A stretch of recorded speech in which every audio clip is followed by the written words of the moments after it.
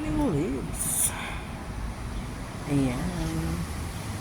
Patapos na yung winter. So, ayan. Naglalaglagan na yung mga dahon. Yung mga yung yung pedestrian lane punong-puno ng dahon. Ayan, taglagas, panahon ng taglagas. Ayan yung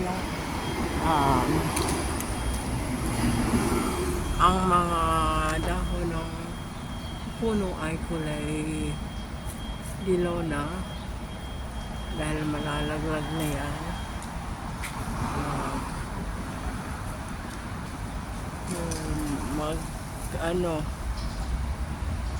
Mga ewan ko, isang buwan siguro yan bago magkaroon ulit ng panibagong dahon.